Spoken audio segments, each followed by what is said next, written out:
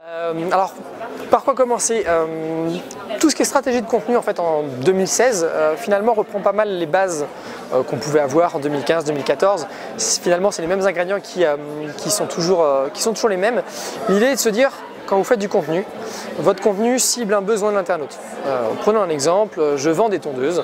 L'idée est de se demander quels sont tous les besoins qu'un internaute peut avoir par rapport à ce type de produit, sur l'achat, sur l'entretien, sur les différentes gammes de produits, etc. Et de produire du contenu en fonction de ça. L'idée aussi, c'est qu'une fois que vous avez essayé d'identifier tous ces besoins-là, vous allez essayer de rechercher quelle est l'expression qui est tapée par rapport à chacun de ces besoins-là. Vous allez utiliser des outils comme SEMrush par exemple, ou l'outil de planification des mots-clés d'AdWords. L'idée est de savoir quelle est l'expression tapée par l'internaute et de créer un contenu qui va répondre à ce besoin-là. Vous avez notamment d'ailleurs en 2016, surtout aux États-Unis, les answer box qui marchent beaucoup.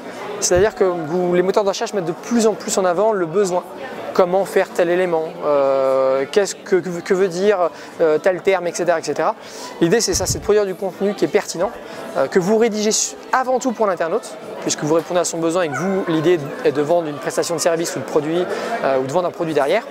Et dans le même temps, de l'optimiser ensuite pour le référencement, c'est-à-dire d'utiliser un univers sémantique qui est cohérent et de répondre parfaitement à son besoin. Rappelez-vous toujours que le moteur de recherche, ça reste un robot, il ne comprend pas le contenu, il est très binaire dans le sens où voilà, il va avoir un algorithme de classement de vos contenus selon l'utilisation de termes et plein d'autres facteurs bien entendu, mais l'idée c'est que vous rédigez pour l'internaute et vous faites en sorte que sémantiquement vous soyez dans le bon univers sémantique et que votre contenu s'inscrive dans le reste de la structure de votre site. Voilà un petit peu le conseil, et l'idée c'est créer du contenu, poser des questions à vos clients pour savoir quels sont leurs besoins et produire du contenu qui corresponde justement à leurs différents besoins, leurs différentes questions et interrogations. Voilà.